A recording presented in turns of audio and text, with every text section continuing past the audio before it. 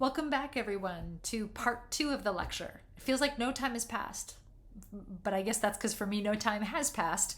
But hopefully, some time has passed for you to get a drink, stretch, and then come back on a full tank. Okay, just like in part one, I have a big takeaway message for part two. In this part of the lecture, we're going to start to focus a little bit more on theognis. And what I want to concentrate on is this idea that yes, agrarian living in the archaic period is tough, lots of tricksters and dirty cheats, but poets like Hesiod and Theognis are going to present themselves as new poet guardians of old school values.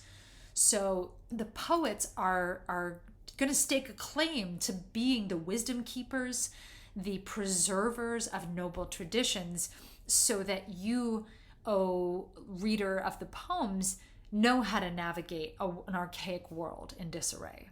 So let's get started with what I mean a little bit. I want to take a minute to reintroduce Theognis. Theognis, we think, is probably separated by Hesiod by about 150, 200-ish years. But I really put them together on the syllabus because I think if we sat them at the same dinner table, I can imagine Theognis saying, yeah, you sing it, Hesiod, like these are tough times we're living through.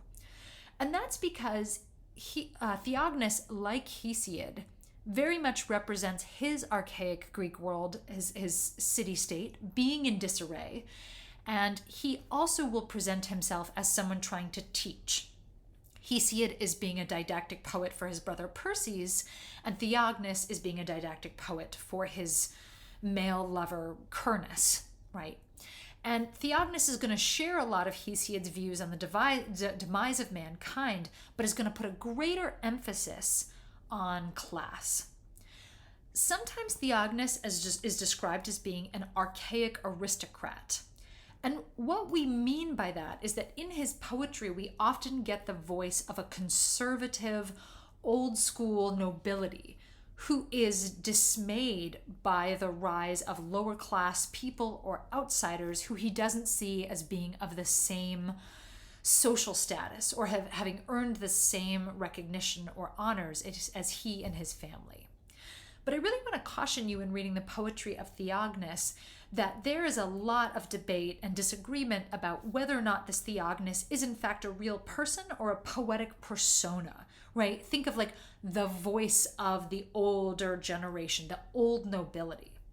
There's even debate about whether Cernus is a real person, right? Is Cernus a real lover or a sort of fictional creation of the poet so that he has someone to dialogue with? When you read Theognis's poems, you might notice that they don't really flow like a coherent plot, and that's because they aren't. The poetry has sometimes been described as an anthology. We have lost a lot of Theognis's verses. We're not necessarily sure what order they're supposed to be in, but they all sort of revolve around this theme of tension in his palace, which he claims to be Megara, right? Sort of in between Corinth and Athens. And in Megara, Theognis describes his disappointment and how troubled he is with big social changes and really channels the voice of the aristocrat who wants to give advice to set things right. Okay, so now you know, like when you read Theognis, it's not one clear poem, it's like a collection of all sorts of verses around a similar theme. Okay, let's dive in. When we read Theognis, one of the core themes that emerges is his worldview that humanity can really be divided into good men and bad. Bad men, kakoi, kakos, and agathos, these are adjectives that don't easily boil down into one meaning, but kakoi is like ignoble people, bad people, whereas agathoi are good, virtuous in behavior and character and family genealogy.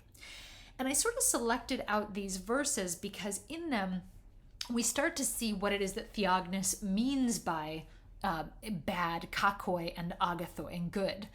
So for Theognis, the kakoi are represented by, he says, new folk who didn't really know about justice or laws. They wore old goat skins. They lived outside of town, sort of rustic farm people who have recently joined the city-state and are now being esteemed, even though they are the lower class. And that's not something he's happy about, right? He says men of worth are reviled and the lower class is being esteemed. The social world is topsy-turvy. And even worse, these kakoi. Kakoi are men who cannot be trusted. They've embraced deceit and lies and subtleties. The agathoi, on the other hand, are the class of men that Theognis identifies with, men who have a pedigree. He sort of teaches his lover Cernus that when it comes to animal breeding, we seek out good blood. But the reason that society is going wrong is because good blood is now mixing with bad blood, right? Good stock breeds from bad and bad from good. Wealth has confounded blood. So people are not marrying anymore for good family lines. They're marrying because somebody got rich quick. New money is taking over our society. Now, I think we should pause and emphasize that Theognis doesn't name names. He doesn't say like Jim is a kakos and Dan is an agathos. But what he's doing is really framing a social worldview of binaries, right? That there are nobility and then there are the lessers. And that the problems he's seeing in Megara is that these two spheres of society are being blended or mistaken for one another. This cultural paradigm of good and bad, of black and white, of noble and ignoble, of old and new, is really a thread that we can see throughout all kinds of genres, right?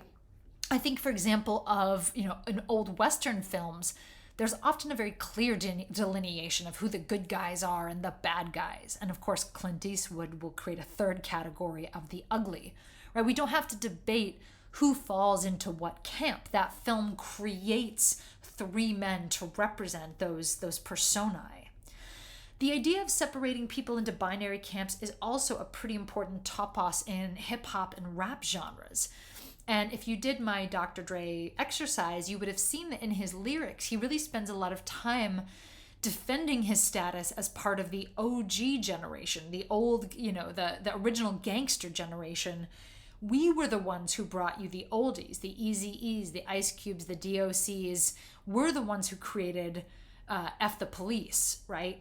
So I'm not necessarily saying that Theognis is Dr. Dre, but there's a similar attempt here to be concrete about the world of the good and the bad, the old and the new, and specifically to highlight the poet as the voice who is able to tell the difference. So the reason you and Cernus that we should listen to Theognis is he's the one who can tell you the nobility from the ignobility and the true from the false. This brings us to, I think, what might be the most important concept of this lecture, which is the idea that Theognis and Hesiod are united in their mission to try to elevate the status of the poet as one of the most important people in human society. The English word poet, its etymology can be traced to the Greek word poietes. And that word it can certainly mean someone who creates poetry, but it is a much broader term that encompasses people who make things, makers and craftsmen, artists, people who do things with their hands, people who are, sort of creative in their core nature.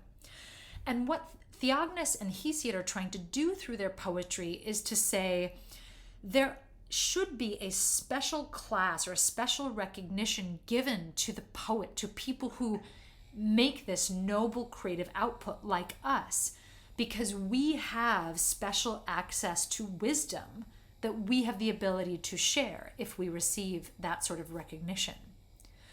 I really can't overemphasize how critical a concept this is in Greek civilization and then, of course, in European civilization. The notion that the artist, and especially the author, the poet, the authorial identity, is someone with a special class of knowledge that you can only access by prostrating yourself, by honoring, by recognizing that wisdom as something unique to their craft. If you're any kind of artist, if you've ever taken a humanities class like this one, this notion that the humanities, that reading, that engaging with art and deep creative thought brings you closer to that elevated class of knowledge, that really can be traced back to these poets. Homer might be the first to give us narrative poetry, but these guys are the first to try to spell out the authorial persona. Who is the poet? What does he bring to the table? Now, for the remainder of my lecture, I want to dive into this concept of the didactic poet, the teaching poet, as someone who offers special claims to wisdom. And what I want to highlight here are three qualities. First, the notion that the poets are masters of truth and lies, that they have a certain access to fiction and reality. Two, that they have a special connection to the gods, that they are knowers of divine ways.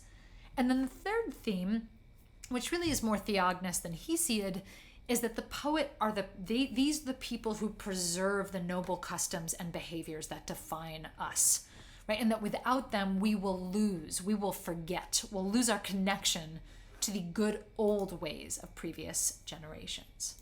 Okay, let's start with topic number one, the idea that poets are masters of truth. When we read Hesiod, to return not even to Works and Days, to go back one step to the Theogony, we can see that in Hesiod's biography, he is creating for us a story about his own connection to truth and to the gods, right? Hesiod says that he is a poet on Mount Helicon, and that one day while out with his sheep, he is surrounded by the muses who tell him that we have this special power to tell lies that sound like truth, but we also know how to sing reality when we want to. And in these verses, what Hesiod is doing is emphasizing that he gets his inspiration from the muses, and he, like the muses, has a particular poetic control over truth and lies that he can convey to his listeners.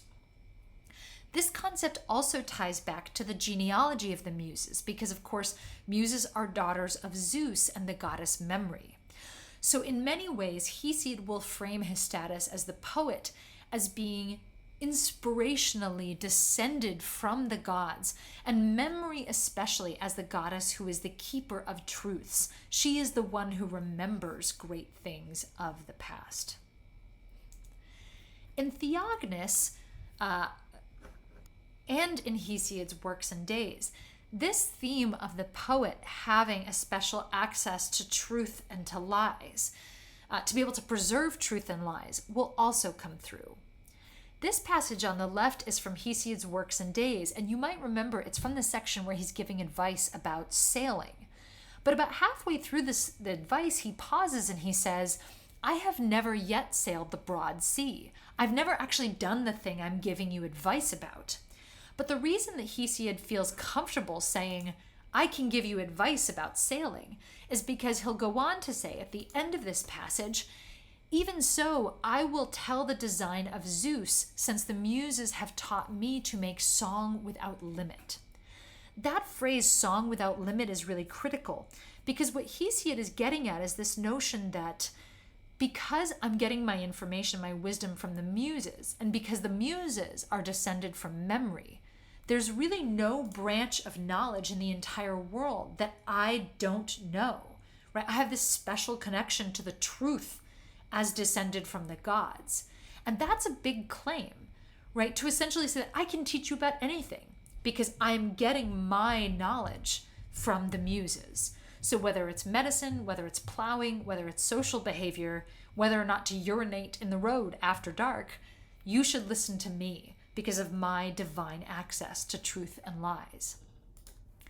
In Theognis, we get a slightly different twist on this, but this beautiful moment in Theognis's elegies, his elegiac verse, where he says to his lover, I have made you wings on which to fly. You'll be at every dinner, feast, every man will have you on his lips. People will sing about you in accompaniment to flutes. Your name will be immortal. And what Theognis means by this is not literally that I'm going to bring you to every dinner party. He means by putting you into my music, my verses, you will be passed down from generation to generation. You will be part of the repertoire that is sung as truth. And Theognis has a point, right? Like we're still reading about Cernus right here. In some ways, it sort of reminds me of that lyric where Kanye said about Taylor Swift, I made you famous. And of course, that's very arrogant. I mean, Kanye's kind of a famous narcissist here, but there's a poetic truth to it. that the generation of heroes is over. There's no more becoming immortal like Achilles, but the poet can make people immortal through song. So a new heroic path, a new path to immortal fame, not through heroic deeds, of course, but through the favor of the poet. So this notion that the poet is the master of truth and lies with a special connection to memory from the past and into the future. This idea of being connected to the gods is also inherent in the poet's self-framing as having special access to the gods and having a better grasp of divine ways. In Hesiod's Theogony, we saw that he often sort of layered these subtle warnings about Zeus, that Zeus is watching us, and that this is why there are prudent kings, and when people are wronged in their dealings, they make amends for them. And this is because Zeus is always on the lookout, and Hesiod as a poet has special knowledge of Zeus's ways of watching us, of testing us, of making sure that we're living our best lives. We also see this, of course, not just in the Theogony, but in the Works and Days. In the Works and Days, Hesiod is even more explicit that he, in some ways, as a poet, can communicate to us about guarding justice within our polis. He, as a poet, comes out and warns people. He says, "Those who occupy themselves with violence and wickedness, Zeus is marking you out for retribution. He's going to bring disaster upon you if you act out, and he will destroy you, your family. He will bring plague and famine upon you." Why is it that Hesiod can be so bold as to say these things? It's because he's a poet, again, just two sort of generations removed from Zeus, and he's leveraging his position as a poet to warn us about the gods and not to forget them. We catch this, this passage on the right is very famous in classics, where he says, he's really giving a warning to political leaders. He says, Zeus has immortal watchers of mortal men out there, like almost a kind of hidden divine CIA. And they are watching you, my lords. They are watching to see whether your judgments are crooked or whether they're correct, right? And that the gods are going to report on the men's unrighteous minds so that people will pay for the crimes of their lords who balefully divert justice. Hesiod, again, here is framing himself as a guardian-like figure. I know the minds of the gods, and I can tell you the gods are here watching you. And if you misbehave, especially if people in power misbehave, the archaic poets are going to be the ones to remind you that your divine retribution is coming. Now, Theognis does not spend as much time as Hesiod on Zeus, but Theognis, too, as an aristocratic voice, will frame himself as someone who makes judgments. He'll tell Cernus, "I fear that lawlessness may kill this town. I will have to judge this law case," presumably a case that has been put before him, "exactly by the rule. I will give both sides their equal shares." And then in the second passage, he goes on to emphasize that an envoy or a diplomat or a messenger who is sent to Delphi, right, the seat of the god Apollo, he too has to be more true than any scale or rule or lathe. A lathe is an instrument to cut metal or any other sort of material you want to cut. And so, like Hesiod, Theognis is really emphasizing that, hey, as a poet and also as a man of standing within my own polis, I'm going to keep an eye to make sure that judgment is true. I'm going to uphold the standards of our society. And I have special connection to the gods that allows me to have that sort of knowledge. Now, you guys have been very patient, so I want to close my very last slide. The very last theme in Theognis's poetry that I think will lay the groundwork for Mr. Parsons' lecture on Thursday is this notion that poets are keepers of noble customs. For Theognis especially, he really presents his poetry as being the poetry of elite aristocratic men. His verses are meant to be heard by and heeded by a pretty small circle of aristocrats, men like himself, archaic Greek speakers who are sympathetic to his view of the world. Specifically, Theognis is writing for what's known as the symposium, these very small drinking circles, these gatherings of elite Greek men who would gather together and would share poetry and would discuss and debate the meaning of the poets in order to come to some sort of consensus about their social or civic values. And Theognis will promote himself and his verses within this circle. He's really the first poet we have in Greek civilization to think about the afterlife of his verses. When I make verses, Kurnus, have them locked away.